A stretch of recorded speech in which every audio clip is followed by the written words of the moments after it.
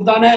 अनेकों छात्रों को जब मैं सुनता हूँ कि अब की बार तो और अच्छा पुरस्कार दिया गया, तो धीरे धीरे खेल जगत की प्रतिभाओं को भी सामने लाने का काम अरविंद जी ने किया। मैं हृदय से आपका आभार व्यक्त करता हूँ।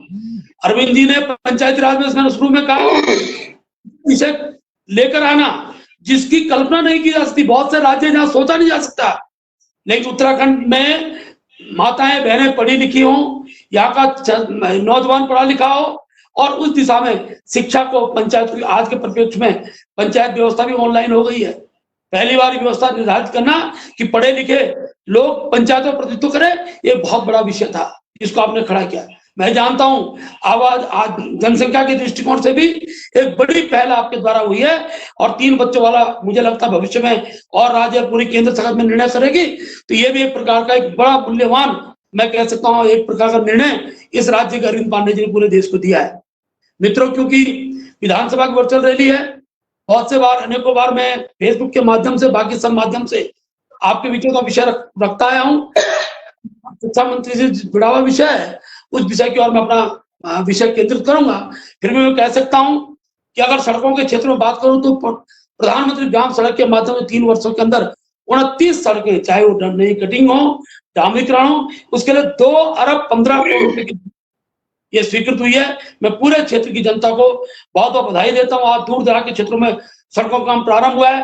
पीडब्ल्यूडी के माध्यम से 34 सड़कें प्रथम फेज की हो, द्वितीय चरण की हो, अनेकों जगह कच्ची रोड, इसके दृष्टिकोण से भी हमने लगभग अपने तीनों ब्लॉकों में सड़कों के लिए 40 करोड़ से ज्यादा की धनराशि ये मैं लाने में सफल हुआ हूं। मैं आज कह सकता हूं कि अगर मैं इस दिशा में चर्चा करूं शिक्षा क्षेत्र की, तो मुझे बताते हुए बड़ी प्रशंसा है। और क्योंकि बहुत लंबी सूची अरविंद जी, अब आप ये ना कहें कि आगे महेंद्र भट्ट को और कितना देना है, मुझे बहुत कुछ, मेरा क्षेत्र सीमांत तिब्बत चाइना से लगा हुआ क्षेत्र है, और मैंने प्रारंभ में आपसे अनुरोध किया था कि हमारे यहाँ थोड़ी दिक्कतें, कम जनसंख्या वाले छात्रों की दृष्टिकोण से बहुत सी गांव अभी सड़कों में जुड़े नहीं है।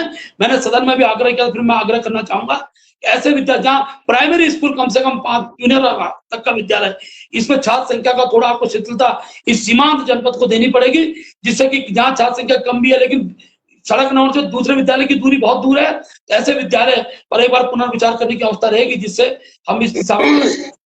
मुझे बताते हुए खुशी है, राजकीय इंटर कॉलेज बछेर भवन निर्माण के लिए 83,26,000 रुपए की स्वीकृति हमें प्राप्त हुई है। डुमरी मैकोट के लिए भवन निर्माण के लिए 80,24,000 रुपए की हमें स्वीकृति प्राप्त हुई है। राजकीय इंटर बैरांगना के भवन निर्माण हेतु, भैया 3 साल का बता रहा हूं मैं, 82,43,000 रुपए की स्वीकृति प्राप्त हुई है। मेटाडा में साइंस पार्क के निर्माण के लिए 35 लाख रुपए हमको प्राप्त हुए हैं। राजकीय गोपेश्वर के मुख्य भवन की मरम्मत के लिए 10 लाख रुपए की हमको स्वीकृति मिली है। देवलदार में कक्ष निर्माण एवं प्रार्थना स्थल हेतु 16,83,000 रुपए की स्वीकृति मिली है। राजकीय इंटर कॉलेज खेंडरा के कक्षा के निर्माण के लिए 9 लाख रुपए की स्वीकृति हमें प्राप्त हुई है। 4 दीवारी अपना टंगसा में 3.5 लाख की स्वीकृति प्राप्त हुई है। राजकीय इंटर कॉलेज ईरानी की मरम्मत कार्य हेतु 7 लाख रुपए की स्वीकृति प्राप्त हुई है। माना घिंगरान के मरम्मत कार्य हेतु 5 लाख। राजकीय इंटर में मोर्टा के 2 कक्षाओं के निर्माण के लिए 14,50,000 रुपया। इसी प्रकार मसौली की 2 कक्षा शौचालय के लिए 15,50,000 रुपया। विकोना में 2 कक्षा के शौचालय के लिए 15,50,000 रुपया। राजकीय इंटर कॉलेज माध्यमिक विद्यालय बीणा, इसके कक्षा हेतु हमको 15,50,000 रुपया। राजकीय इंटर कॉलेज राजकीय उच्च माध्यमिक विद्यालय दुर्मी, इसके भवन और कक्षा शौचालय के लिए 13 लाख रुपया। राजकीय इंटर उच्चतर माध्यमिक विद्यालय पगना में 2 कक्षा का निर्माण तो 14,50,000 रुपया। राजकीय उत्तर माध्यमिक विद्यालय रेगड़ी के कक्षा के लिए 14,50,000 रुपया। राजकीय उत्तर माध्यमिक विद्यालय मैठाणा 4 लाख रुपया। राजकीय उत्तर प्राथमिक विद्यालय सिवाई मरम्मत कार्य हेतु 4 लाख रुपया। राजकीय प्राथमिक विद्यालय थाला नवीन मरम्मत हेतु 3,70,000 रुपया। राजकीय प्राथमिक विद्यालय ईरानी के भवन निर्माण हेतु 19,40,000 रुपया। राजकीय प्राथमिक विद्यालय देवलधार के मरम्मत कार्य हेतु 4 लाख रुपए की स्वीकृति। राजकीय प्राथमिक विद्यालय गोपेश्वर गांव के मरम्मत कार्य हेतु 4 लाख रुपए की स्वीकृति। राजकीय प्राथमिक विद्यालय लासी के मरम्मत कार्य हेतु 4 लाख रुपए की स्वीकृति। राजकीय आदर्श प्राथमिक विद्यालय मसौली के मरम्मत हेतु 7,65,000 की स्वीकृति। राजकीय आदर्श उच्च प्राथमिक विद्यालय वल्ली के मरम्मत कार्य 5 लाख रुपया। राजकीय आदर्श प्राथमिक विद्यालय पोखरी की मरम्मत कार्य हेतु 5 लाख रुपया। राजकीय ग्राम जोशीमठ में 3 शौचालय मरम्मत 8,75,000 रुपया। और बंधा विधानसभा के 11 विद्यालयों में आपके द्वारा वर्चुअल क्लासों की ये शुरुआत की गई है, ये कार्य मेरे द्वारा, क्योंकि माननीय मंत्री जी हैं, उनके सामने विषय रखना मैंने अपना उचित समझा। इसके साथ साथ माननीय मंत्री जी, क्योंकि आपका खेल का विभाग भी है, और निश्चित मैं कह सकता हूं कि पोखरी में जब हमारे जिले के खेल मंत्री हुआ करते, युवा कल्याण के मंत्री थे, तो एक खेल मैदान की उसकी धनराशि पोखरी के लिए मिली थी, लेकिन आज भी धरातल पर नहीं है। उत्तर प्रदेश निर्माण निगम द्वारा वो कार्य किया जा रहा था, 2 बार उसकी जांच भी हुई, लेकिन उसे धनराशि की आवश्यकता है। मेरा विनम्र निवेदन रहेगा, एक बार इसका स्थलीय निरीक्षण करना और आप इस ये खेल मैदान दिशा प्रयास होगा। इसी प्रकार पीपल कोटी, माननीय मुख्यमंत्री जी ने वहां स्टेडियम के बारे में अपनी घोषणा भी किया है। बहुत बड़ा मैदान है, बहुत बड़ा मेला लगता है, और पूरे दसोली ब्लॉक का एक मध्य केंद्र है। वहां पर भी अगर अच्छा हमारा स्टेडियम बन जाता है तो उस क्षेत्र के सभी लोगों को उसका लाभ मिलेगा। जोशीमठ में स्टेडियम की घोषणा माननीय मुख्यमंत्री द्वारा की गई है, लेकिन अभी कार्य जो प्रारंभ शेष है, तो मेरा पूरा निवेदन आपसे रहेगा, इस दिशा में निश्चित रूप से आप प्रयास करेंगे महोदय। क्योंकि मैं कह सकता हूँ विषय बहुत हैं, सारे विषयों पर मैं चर्चा आज उचित करना है। हमारे यहाँ पर्यटन के क्षेत्र में बहुत से काम हुए हैं, सड़कों का मैंने अनेकों बार चर्चा की है। इसी प्रकार से अगर मैं आपसे आपके संज्ञान में डालूं तो सिंचाई विभाग के द्वारा भी विधानसभा के अंदर जो ऐसे कार्य थे जिनके बारे में लगता था कि वो हो पाएंगे नहीं हो पाएंगे, तो मुझे कहते हुए खुशी है। कोटाल शहर में बाढ़ सुरक्षा के लिए 11 करोड़ 77 लाख रुपए की स्वीकृति हमको प्राप्त हुई है। बिरही में बाढ़ सुरक्षा कार्य के लिए 16 करोड़ रुपए की स्वीकृति प्राप्त हुई है। शिवई में सिंचाई लिफ्ट योजना के लिए 80,70,000 रुपए की 17,000 रुपए की स्वीकृति प्राप्त हुई है। बद्रीपुर धाम में बाढ़ कार्य है तो हमको 3 करोड़ 18 लाख रुपए मिले हैं। इसी प्रकार पोखरी और दसोली के बहुत सी नहरों के शुद्धिकरण के लिए हमको पैसा मिला है। मैठाना लिफ्ट पंप हाउस के लिए 6 लाख रुपए की हमको स्वीकृति मिली है। गिरसा उतरो नहर मरम्मत है तो 6 लाख की स्वीकृति मिली है। कचेर में गांव के मध्य नाला निर्माण है तो 5 लाख रुपए स्वीकृति मिली है। इसी प्रकार से पेयजल की अगर मैं बात करूं तो मुझे बताते खुशी महोदय, जोशीमठ पेयजल योजना के लिए 15 करोड़ रुपए की स्वीकृति एनटीपीसी के माध्यम से हमको प्राप्त हुई है। उस दिशा में प्रयास है, काफी काम हुआ भी है। टंगसा पेयजल के लिए 71,84,000 रुपया ये हमको प्राप्त हुआ है। थैंक पेयजल के लिए हमको 63,47,000 रुपए की हमको स्वीकृति प्राप्त हुई है। गोपेश्वर पुनर्गठन पेयजल योजना के लिए 3 MLD ट्रीटमेंट की स्वीकृति के लिए 2 करोड़ 48 लाख रुपए की, तब माननीय प्रकाश पंत जी हमारे पेयजल के मंत्री थे, उनके द्वारा हमको प्राप्त, उसमें भी काम चल रहा है। महोदय कोड़िया पेयजल के लिए 11,91,000 रुपए की हमको स्वीकृति प्राप्त हुई है। बद्रीनाथ जलोत्सव योजना, क्योंकि अपना बॉर्डर डेवलपमेंट फंड की ओर से पैसा मिलता है, इसमें भी हमको 74 लाख रुपए प्राप्त हुए हैं। बद्रीनाथ धाम की पेयजल के लिए 35 लाख रुपए की हमको स्वीकृति प्राप्त हुई है। कुजू मैकेट में पलवाड़ी नैनी पेयजल योजना प्राप्त हुई है। निरपानी हिमाल पेयजल योजना के लिए हमको बेड़ू माथल पेयजल योजना है तो 10 लाख करोड़ की स्वीकृति हमको प्राप्त हुई है। ओत हनुमान चट्टी पेयजल योजना है तो हमको 31,80,000 की स्वीकृति प्राप्त हुई है। धनतौली पेयजल योजना है तो 12,60,000 की स्वीकृति प्राप्त हुई है। पाव पेयजल योजना के लिए हमको 15 लाख की स्वीकृति प्राप्त हुई है। और इसी प्रकार पोखरी योजना के अंतर्गत अनुरक्षण कार्य के लिए भी हमको 12 लाख रुपए की स्वीकृति प्राप्त हुई है। ओली झील है, उसके अलावा ईरानी पेयजल योजना के लिए 15 लाख की हमको स्वीकृति प्राप्त हुई है। महोदय बहुत से विषय हैं, क्योंकि बार बार फेसबुक के माध्यम से जाना होता है। आज मैं इतना ही कह सकता हूं कि अरविंद जी, ये क्षेत्र बहुत सीमांत क्षेत्र है, और अभी कुछ दिन पहले मैं जिलाध्यक्ष जी, हमारे राज्य मंत्री मोहन थपलियाल जी और हमारे वहां के मंडलाध्यक्ष, हम लोग नीति घाटी बॉर्डर पर गए, और क्योंकि वहां से मैं कह सकता हूं कि वहां का जनमानस भारत मां के प्रति श्रद्धा का भाव रखते हुए आज तोप के सामने मुकाबले के लिए खड़ा है। मुझे पूरा विश्वास है, बहुत दूरस्थ क्षेत्र होने के साथ साथ हम किस प्रकार से वहां के लोगों को सुविधा दे सके।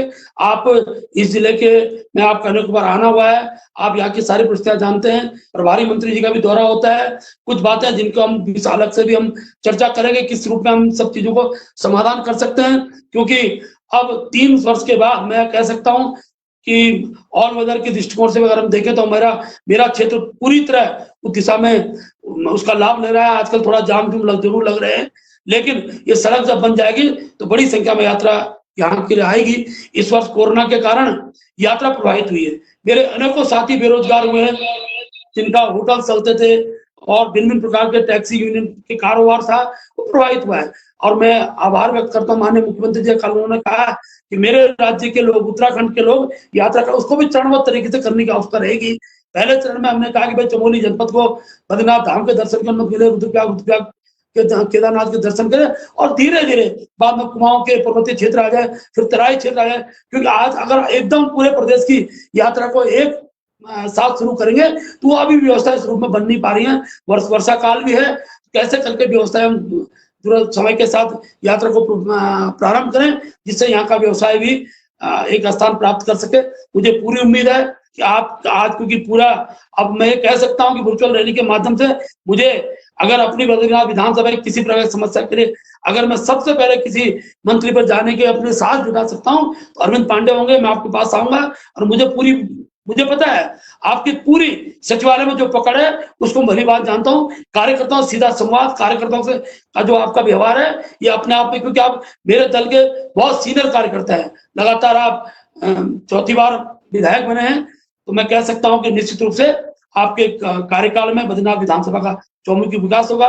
मैं पुनः अपने सभी मंडल अध्यक्षों को, माननीय जिलाध्यक्ष जी को और जितना हमारे साथ जुड़े हुए राज्य मंत्री माननीय थपला जी, रिपुदमन सिंह रावत जी हैं, अपने रामकृष्ण रावत जी होंगे, मोहन अपने प्रेम वल्लभ भट्ट जी है, अनुषा प्रसाद भट्ट जी हैं, ऐसे वरिष्ठ सभी कार्यकर्ताओं का मैं आभार व्यक्त करता हूं कि आप इससे जुड़े।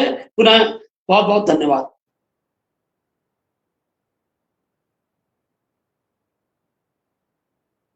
हमारे लोकप्रिय विधायक माननीय महेंद्र भट्ट जी, इसी क्रम को आगे बढ़ाते हुए अपने वरिष्ठ नेता,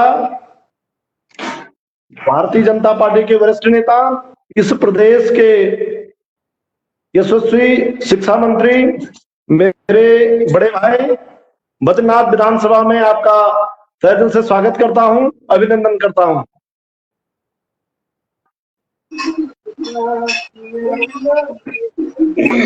मंत्री जी का जिस प्रकार पूर्व में भी हमारे जनपद चमोली को रहा है, भविष्य में भी इसी प्रकार का स्नेह और आशीर्वाद माननीय मंत्री जी का हमारे ऊपर रहेगा। माननीय मंत्री जी, हम आपसे इतना ही अनुरोध करेंगे कि आप ये कोरोना काल छटने के बाद आप जनपद चमोली का भ्रमण जरूर करेंगे और सभी कार्यकर्ता बड़े आपका इंतजार करते हैं। माननीय मंत्री जी, मैं थोड़ा सा अपने जनपद चमोली के कार्यकर्ताओं द्वारा जिस प्रकार से कोरोना काल में गरीब प्रवासी मजदूरों की और गरीब लोगों की सेवा की है, उसका थोड़ा सा एक वृत्तांत आपके सामने रखना चाहता हूं। हमारे कार्यकर्ताओं ने कोरोना काल में मोदी किट के माध्यम से, मोदी किचन के माध्यम से गरीब असहाय लोगों को, बहुत सारे गरीब असहाय लोगों को भोजन करा, भोजन के किट दे। साथ ही हमारे जनपद चमोली के सभी कार्यकर्ताओं ने प्रधानमंत्री केयर फंड में और मुख्यमंत्री राहत कोष में 35 लाख से ऊपर की धनराशि स्वेच्छा से जमा की, जिसमें कि कोई सरकारी संस्था या अन्य कोई एनजीओ नहीं है। ये सिर्फ भारतीय जनता पार्टी के जो हमारे कार्यकर्ता हैं, जो हमारे माध्यम से, हमारे कार्यकर्ताओं के माध्यम से जमा हुए हैं, ये राशि है। और हमारे कार्यकर्ता अभी महिला मोर्चा, युवा मोर्चा और अन्य वरिष्ठ कार्यकर्तागण गांव-गांव जाकर के मास्क, सैनिटाइजर लेकर के सभी को अवेयरनेस कर रहे हैं। इसका जीवंत उदाहरण है कि माननीय हमारे बद्रीनाथ के विधायक मेरे साथ इस जनपद के सीमांत जो तिब्बत से लगा हुआ बॉर्डर है, उस क्षेत्र में गए और गांव-गांव जाकर के सब लोगों को अवेयरनेस किया। माननीय मंत्री जी, बड़ा गर्व होता है, एक तरफ चाइना से 40 किलोमीटर दूर मात्र नीति गांव, और एक तरफ से हमारा भारत का केरल, कर्नाटक, महाराष्ट्र, जहां की कोरोना से ग्रसित है, और वहां 35 किलोमीटर पर भारत की द्वितीय पंक्ति की सेना की ओर इस तरह से बिल्कुल डट करके जो लोग अदम्य साहस से वहां पर खड़े हैं और कहते हैं कि 62 की लड़ाई में हमने जोशीमठ से लेकर के पैदल जो है 150 किलोमीटर अपने राशन अपने पीठ पर ले जाकर के सेना की सेवा की थी। इसी प्रकार हम आगे सेवा करना चाहते हैं, इस भारत माता की सेवा करना चाहते हैं। उनका तो इतना भी कहना है कि हम तिब्बत जो है चाइना ने अधिक अनाधिकृत तरीके से ग्रहण कर रखा है, हम तिब्बत की लड़ाई लड़ेंगे करके जो वो संक्षेप में रखो, संक्षेप में सीना ऊंचा उठता है। इसी क्रम में संक्षेप में रखो, मैं इसी माननीय शिक्षा मंत्री जी से अनुरोध करूंगा कि आप हमारी बद्रीनाथ की संभ्रांत जनता को संबोधित करने का कष्ट करें। श्रीमान अरविंद पांडे जी।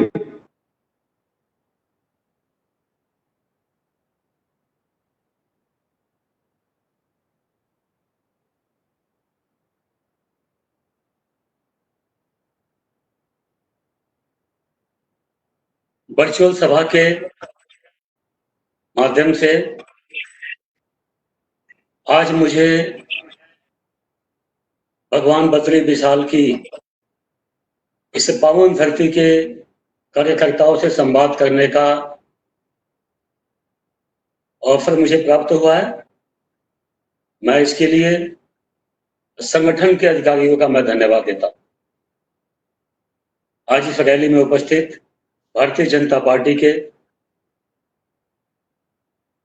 जिलाध्यक्ष हमारे छोटे भाई रघुवीर सिंह बिष्ट जी, ये बहुत डायनामिक हैं। यहाँ के यशस्वी विधायक, देखो भाई, कई लोग आपस में एक दूसरे के कंप्यूटर भी हो सकते हैं, तो मेरी बात को अन्यथा मत लीजिएगा। इस क्षेत्र के यशस्वी विधायक हमारे बाल सखा महेंद्र भट्ट जी, और बिल्कुल भगवान बद्री विशाल से डर के बोल रहा हूं मैं कि हमारे महेंद्र भट्ट जी इस उत्तराखंड की पॉलिटिक्स के और भारतीय जनता पार्टी के ये आने वाले टाइम के भविष्य हैं। मैं आपको एडवांस में इस बात की शुभकामना देता हूं, और इस व्यक्ति को आप लोग संभाल के रखना भाई। ये हम सब लोगों का कार्यकर्ता भी है, नेता भी है। तो ऐसे विधायक हमारे माननीय महेंद्र भट्ट जी, पूर्व अध्यक्ष बद्री केदार मंदिर समिति के श्री मोहन प्रसाद थपलियाल जी, जो हमारे राज्य मंत्री हैं, दर्जा प्राप्त हैं, रिपु दमन सिंह रावत जी, दूसरे हमारे राज्य मंत्री दर्जा प्राप्त श्री रामकृष्ण सिंह रावत जी, मंडल अध्यक्ष जगदीश जी, लक्ष्मण सिंह जी, दूसरे मंडल अध्यक्ष राजेंद्र अगोला जी, अटवाल जी, विक्रम सिंह बरथवाल जी, विनोद बनवासी जी, वीरपाल भंडारी जी, जितेंद्र सती जी, हमारे डीसीबी के अध्यक्ष गजेंद्र सिंह रावत जी, महिला मोर्चा के जिला अध्यक्ष बहन चंद्रकला तिवारी जी, और इस कार्यक्रम का संयोजक नवल भट्ट जी, वह वर्चुअल संवाद से जुड़े हुए भारतीय जनता पार्टी के देवतुल्य सभी कार्यकर्ता बंधुओं बंधुओं, मैं सबसे पहले मैं आपको, भारतीय जनता पार्टी के सभी कार्यकर्ताओं को मैं इस बात की बधाई देना चाहूंगा कि हम लोगों के मध्य से निकला हुआ एक छोटा सा व्यक्ति, सामान्य सा व्यक्ति, जो ट्रेन के डिब्बों में खोखे पे बैठे हुए, झुग्गी झोंपड़ी में बैठे हुए, सड़क के किनारे बैठे हुए लोगों को चाय पिलाने का काम करते थे, आज एक छोटा सा भारतीय जनता पार्टी का कार्यकर्ता होते होते दोस्तों, वह हिंदुस्तान का प्रधानमंत्री नहीं, आज विश्व के जननायक बने हुए। और विश्व के जननायक के साथ साथ दोस्तों, जहां कोविड-19 जो विश्व के लिए बहुत बड़ी चुनौती बनी हुई है, कि विश्व बचेगा नहीं बचेगा, बहुत बड़े पैमाने पर जनहानि हो रही है, उससे कैसे बचाव हो। तो दोस्तों, कहीं से कोई जो लग्जरी देश हैं, संपन्न देश हैं, वह भी अपने आप को इसका इलाज ढूंढ पाने में अपने आप को सक्षम महसूस नहीं कर रहे हैं। दोस्तों, वह लोग भी कहीं ना कहीं हिंदुस्तान की तरफ टकटकी लगाए बैठे हैं कि निश्चित ही इसमें भी बदलाव कोई करेगा तो हिंदुस्तान करेगा, और वह हिंदुस्तान का प्रधानमंत्री नरेंद्र मोदी करेगा। इस भाव के साथ विश्व के लोग हिंदुस्तान की तरफ टकटकी लगाए बैठे हैं। दोस्तों, हम सौभाग्यशाली हैं कि हम लोगों के मध्य में हम लोगों जैसा ही छोटा सा कार्यकर्ता आज हिंदुस्तान का प्रधानमंत्री बने बैठे हैं, नरेंद्र मोदी जी। मैं आप सबकी तरफ से उनको शुभकामना देता हूँ, बधाई देता हूँ कि वह हमारी पार्टी को और इस दिशा को सही दिशा देने में लगे हुए। दोस्तों, आज पूरे विश्व के लिए कोरोना बीमारी एक बहुत बड़ी चुनौती बनी हुई है। दोस्तों, ध्यान देना, जो देश अहंकार में थे कि हमारे पास तो बहुत कुछ है, हम सब कुछ ठीक कर लेंगे, दोस्तों आज उनके देश में लाशों को उठाने वाला कोई नहीं मिल रहा है। गाड़ियों में जो एसी है, बर्फ युक्त गाड़ियां हैं, उसमें लाशों का चट्टा लगाया जा रहा है, क्योंकि उनकी लाशों को उठाने वाला कोई नहीं मिल रहा है। लेकिन दोस्तों, ठीक उसकी अपेक्षा हमारे हिंदुस्तान में जो मृत्यु दर बहुत ही कम है। इसकी वजह दोस्तों एक ही है कि जहां पूरा विश्व इस काम में पिछड़ेगा कि वह सब लोग ईमानदारी से, अगर जो कोविड-19 से बचने के लिए लॉकडाउन का ईमानदारी से पालन किया होता तो आज उनके यहाँ भी जनहानि नहीं हुई होती। लेकिन हिंदुस्तान के प्रधानमंत्री मोदी जी ने सीमित संसाधनों के में रहने के बावजूद, दोस्तों जहां देश को 17 साल से ज्यादा आजाद हुए हो गया, कांग्रेस ने इतने लंबे समय तक शासन किया, लेकिन हिंदुस्तान को कोई सिस्टम नहीं दे पाया। इतने 6 साल के कार्यकाल में मोदी जी ने हिंदुस्तान को सिस्टम दिया।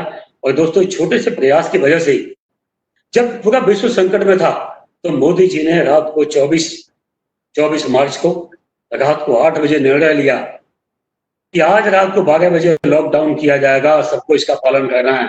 और दोस्तों, हिंदुस्तान का एक एक व्यक्ति हिंदुस्तान के प्रधानमंत्री के साथ खड़ा हुआ, मोदी जी के साथ खड़ा हुआ, और सबने लॉकडाउन का ईमानदारी से पालन किया। यही वजह है कि हिंदुस्तान में मृत्यु दर दोस्तों बहुत कम है। और कहीं ना कहीं हिंदुस्तान की जनता भी बधाई की बात है कि देश के प्रधानमंत्री की आवाज के साथ उसका पालन किया और कंधे से कंधा मिला के प्रधानमंत्री जी के एक एक संबोधन को, उनके शब्दों को पालन किया, जिसकी वजह से दोस्तों हमारा हिंदुस्तान बचा। मैं इसके लिए, इस कुशल नेतृत्व के लिए और हिंदुस्तान में बहुत बड़ी जनहानि होने से बचाने के लिए दोस्तों आप सबकी तरफ से मैं देश के यशस्वी प्रधानमंत्री मोदी जी और विश्व के जननायक मोदी जी को बहुत बहुत शुभकामना देता हूं, दोस्तों बधाई देता हूं। दोस्तों, आज यह बीमारी जो विश्व के लिए एक बहुत बड़ी चुनौती है, इससे कम हम ये कहें कि हमारे बॉर्डर पे जहां आप लोग बैठे हैं, महेंद्र भाई, आप, हमारे जिलाध्यक्ष जी, मेरे पास सब तो बहुत छोटे हैं, काम आपका बहुत बड़ा है। आप लोगों ने ऐसी विषम परिस्थितियों में भी आप लोगों ने बॉर्डर का मुआयना किया और वहां जो हमारे लोग हैं, हमारे भाई बंधु हैं, उनको जाके आप लोगों ने हौसला जगाया, मोटिवेट किया। इसके लिए उत्तराखंड सरकार और मैं व्यक्तिगत महेंद्र जी, आपको, हमारे जिलाध्यक्ष जी को और आपकी पूरी टीम को, मेरे पास शब्द नहीं है, बहुत बड़ा काम किया आप लोगों ने। भगवान आपको सदैव आगे बढ़ाए। और आपकी यही तो सोच है महेंद्र जी, आप बेशक विधायक आप श्री बद्रीनाथ जी के हैं, लेकिन हम आप लोगों को मन से मानते हैं, क्योंकि आपके महेंद्र जी, आपके अंदर कई ऐसे गुण हैं जिसकी वजह से आपकी मान्यता है। और हम इसी गुणों की वजह से हम चाहते हैं कि आप और दिन दुनिया रात चौगुनी आप उत्तराखंड की राजनीति में आगे बढ़े। हम आपका स्वागत करते हैं और आपको इस पुनीत कार्य के लिए आपको बहुत बहुत शुभकामना, आपको बधाई। दोस्तों, हम समझ सकते हैं कि जब 1962 में चाइना से हिंदुस्तान का युद्ध हुआ था, हिंदुस्तान हारा था। हम 67 में जीते थे। मैं बहुत शॉर्ट करते हुए बोल रहा हूं, लेकिन दोस्तों 1962 से आज कांग्रेस के लोग, अपरिपक्व लोग ये बात बोल रहे हैं कि मोदी जी ये बताएं कि चाइना ने हिंदुस्तान पर कब्जा किया है या नहीं किया है। वो ये भूल रहे हैं कि जब से हिंदुस्तान 1962 में युद्ध हारा, तब से लेके मोदी जी के प्रधानमंत्री बनने तक अटल बिहारी वाजपेयी जी का कार्यकाल था, बीच में विराम लगा। जब जब कांग्रेस की या कांग्रेस से समर्थित सरकारें हिंदुस्तान में रही हैं, तब तक प्रति वर्ष चाइना ने हिंदुस्तान की सरजमी पे या नो मैंस नो लैंड जो पेट्रोलिंग क्षेत्र है, उसमें भी कहीं ना कहीं अतिक्रमण करने का प्रयास अनवरत हमेशा चाइना ने किया है। आज युद्ध की हालात क्यों हुए? आज युद्ध का हालात इसीलिए हुआ क्योंकि जो कांग्रेस के कार्यकाल में होता आया है, आज हिंदुस्तान की जो हमारे सैनिक हैं, बहादुर सिपाही, जो हिंदुस्तान को बचाने के लिए अपने तन मन धन, अपना परिवार को समर्पण करके, अपनी जिंदगी को समर्पित करके भारत माताओं की सीमाओं की हिफाजत करने के लिए तैनात हैं, आज उनको एक मजबूत संरक्षण प्राप्त है। और यही वजह है कि देश के प्रधानमंत्री मोदी जी ने कहा कि जैसी स्थिति सीमा पे बने, आप निर्णय लेने के लिए स्वच्छंद हैं, आप मालिक हैं। खुली छूट दी प्रधानमंत्री ने।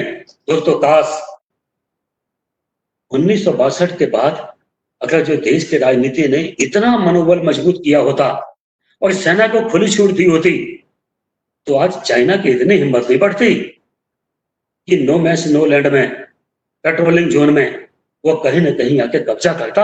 ये हालात कभी नहीं होता। ये तो कांग्रेस ने चाइना का मनोबल कहीं ना कहीं बढ़ाया था। कहते हैं कि शेर के दांत में खून लग गया, ये चाइना के दांत में भी खून लग गया था, लेकिन यह भूल गया था कि आज देश का प्रधानमंत्री जवाहरलाल नेहरू नहीं है, आज देश का प्रधानमंत्री एक गरीब मां का बेटा है, प्रधानमंत्री मोदी है। जब देश का प्रधानमंत्री बना तो लोगों ने मोदी जी की मां से कहा कि आपका बेटा तो देश का प्रधानमंत्री बन गया। तो मोदी की माता जी ने कहा कि वो मेरा बेटा नहीं है, वो भारत माता का बेटा है। हिंदुस्तान में जितनी माताएं हैं, ये उन सबका बेटा है। दोस्तों, उसी कर्ज को अदा करने के लिए भारत माता का बेटा नरेंद्र मोदी है। ये चाइना भूल गया था और आज हमारे सैनिकों को खुली छूट दी। और जब चाइना एक कदम भी आगे बढ़ाता तो हमारे सैनिक माकूल जवाब देते हैं। और यही वजह है कि बेशक हमारे 20 सैनिक वीर गति को प्राप्त हो गए, देव तुल्य बनकर हमारे मध्य साथ चले गए, उनको नमन, सत सत नमन, हमारी बहुत बड़ी श्रद्धांजलि। उनके परिवार को भगवान हिम्मत दे। लेकिन दोस्तों, चाइना हिंदुस्तान की जमीन पर कब्जा नहीं कर सकता, क्योंकि आज हिंदुस्तान की सेनाओं को बहुत बड़ी राजनीति की एक सपोर्ट है, जो आज से पहले कभी नहीं थी। तो इसे नैतिक काम के लिए और इसे ईमानदारी काम के लिए, भारत माताओं की सीमाओं की हिफाजत करने के लिए जो देश के नेतृत्व ने काम किया, सेंट्रल गवर्नमेंट ने काम किया, मैं मोदी जी को, मैं भारतीय जनता पार्टी के कार्यकर्ताओं की तरफ से, एक एक कार्यकर्ता की तरफ से मैं कोटि कोटि धन्यवाद देता हूं कि जिन्होंने इतना बड़ा काम किया है। दोस्तों, आज लगभग 1 साल 2.0 की गवर्नमेंट में मोदी जी देश के दूसरी बार प्रधानमंत्री बने। इस दौरान दोस्तों, हम लोगों ने, महेंद्र जी आप भी गवाह होंगे, एक एक कार्यकर्ता श्री बद्रीनाथ विधानसभा के जो कार्यकर्ता मुझे सुन रहे हैं, आप एक एक कार्यकर्ता, बंधु और बहन, आप सब लोग इस बात के गवाह हो कि जब राम जन्मभूमि अयोध्या में मंदिर निर्माण के लिए कभी शिला पूजन, कभी चरण पादुकाएं, एक एक अभियान संगठन ने चलाया और हम सब लोगों ने हिस्सा लिया। महेंद्र जी, रघुवीर भाई, जितने हमारे मंडल अध्यक्ष हैं, आप कई लोग इसके गवाह होंगे और कई लोग हो सकता है कि उस समय पैदा भी ना हुए हो, लेकिन हम गवाह हैं भाई। महेंद्र भाई, हम लोग गवाह हैं। ये भगवान ने हमको बचाया है, कई जन्म दिया कि हम लोग बचे हुए हैं। हम लोग की शहादत तो हो चुकी थी भगवान रामचंद्र जी के नाम पे, अपने भगवान जी के मंदिर को बनाने के लिए हम लोगों ने पूरी कोशिश की, एक एक अभियान में शामिल हुए। और दोस्तों, हमने अपनी आंखों से देखा है कि कितनी माताओं, बहनों, बेटियों ने अपनी जिंदगी गंवाई। वहां लाखों नौजवान बच्चों ने अपनी जिंदगी गंवाई इस बात के लिए कि जहां रामचंद्र जी पैदा हुए, जहां का इतिहास है, जहां की मर्यादा है, हमारी संस्कृति है, भगवान राम का मंदिर अयोध्या में नहीं बनेगा तो कहां बनेगा। इस भाव को लेकर हजारों लाखों कार्यकर्ताओं ने शहादत दी और संगठन का इन्हीं भावनाओं को लेकर निर्माण किया गया। दोस्तों, हम लोगों को कभी सपना लगता था, सपना कि क्या राम जन्मभूमि कभी भगवान रामचंद्र जी का मंदिर अयोध्या में बनेगा, नहीं बनेगा? क्यों रघुवीर भाई, अध्यक्ष जी, ये सब कल्पना हम लोग एक इतिहास का सबक लगता था कि इतिहास का पन्ना है, ऐसे ही पढ़ते रहेंगे, नई पीढ़ी भी ऐसी पढ़ती रहेगी। लेकिन दोस्तों, मजबूत इरादा वाले लोग जब सत्ता में बैठते हैं, दोस्तों, आखिर में हम भारतीय जनता पार्टी को वोट क्यों देते हैं? आपके विधानसभा के जो लोग सुन रहे हैं, आप महेंद्र भट्ट को वोट नहीं डालते हैं। एक एक बंधु भाई बहन जो मेरी आवाज को सुन रहे हैं, मैं आप लोगों से निवेदन करना चाहता हूं, मैं बलपूर्वक इस बात को कहना चाहता हूं कि आप महेंद्र भट्ट को वोट नहीं डालते हैं, आप उस विचारधारा को वोट डालते हैं, आप उस दल को वोट डालते हैं कि जो कहता है वो करता है। और जिन संविधानों को लेके, जिन विचारों को लेके संगठन का निर्माण किया गया, इस बात को लेके कि भारतीय जनता पार्टी 2.0 की गवर्नमेंट में आएगी तो अयोध्या में भव्य राम मंदिर का निर्माण होगा, यह संकल्प पत्र में है। और दोस्तों, आज भारतीय जनता पार्टी के एक एक सिपाही की तरफ से, और जो हम लोग के दल के रीति नीति विचारधारा को जो लोग मानते हैं, मैं उन सबकी तरफ से, मैं देश के प्रधानमंत्री मोदी जी, अमित शाह जी और पूरे संगठन नेतृत्व को बहुत बहुत शुभकामना देता हूं, बधाई देता हूं कि जिन्होंने कानून बना के हजारों लाखों कार्यकर्ताओं के बलिदान को सार्थक किया, एक फल दिया कि तुम्हारा बलिदान व्यर्थ नहीं जाएगा। भगवान रामचंद्र जी का मंदिर अयोध्या में बनेगा। और कानून बना के मंदिर का निर्माण करने के लिए सारी बाधाओं को खत्म किया। मैं इसके लिए सेंट्रल गवर्नमेंट का और मोदी जी को मैं कोटि अभिनंदन करता हूं, धन्यवाद देता हूं। और जो लोग मेरी बात को सुन रहे हैं, मैं आप लोगों से भी कहना चाहता हूं कि जब देश की बात, संस्कृति की बात, अपने किसी इष्ट देव की बात आती है, तो दोस्तों हम कहते हैं कि सब कुछ पीछे, हमारे इष्ट पहले। भगवान रामचंद्र जी की बात आती है तो दोस्तों हम सब कुछ कहते हैं, सब कुछ बाद में, भगवान पहले। तो दोस्तों, आप हमको वोट इसलिए देते हो, आप बद्रीनाथ विधानसभा में जो हमारी है, इस विधानसभा में आप महेंद्र भट्ट को वोट नहीं डालते हैं, आप कमल के फूल पर वोट इसलिए डालते हैं क्योंकि भारतीय जनता पार्टी हमारी संस्कृति, हमारे देश, हमारी विचारधारा के अनुकूल बनी है, इसके विपरीत नहीं बनी है। और यह किसी व्यक्ति विशेष की पार्टी नहीं है, परिवारवाद की पार्टी नहीं है, एक मजबूत विचारधारा, मजबूत इरादा वाली पार्टी है। इस नाते आप हमको वोट डालते हैं।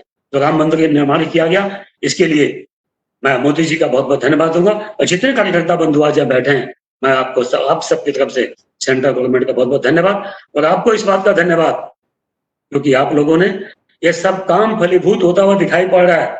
इसके पीछे आपका त्याग, आपका बलिदान, देवतुल्य कार्यकर्ताओं का समर्पण, कि आप लोग ईमानदारी से संगठन के लिए काम करते हैं। क्योंकि जब संगठन जीतेगा, पार्टी जीतेगी, तो जब देश की सत्ता पे काबिज होगी तो हमारी विचारधारा के अनुरूप कार्य होंगे। तो आज राम मंदिर निर्माण की सब बाधाएं समाप्त हुई, इसके लिए सेंट्रल गवर्नमेंट का दोस्तों मैं बहुत बहुत धन्यवाद देता हूँ। भाइयों, हम कहते हैं कि जहां हुए बलिदान मुखर्जी, वह कश्मीर हमारा है। जहां हुए बलिदान मुखर्जी, वह कश्मीर हमारा है।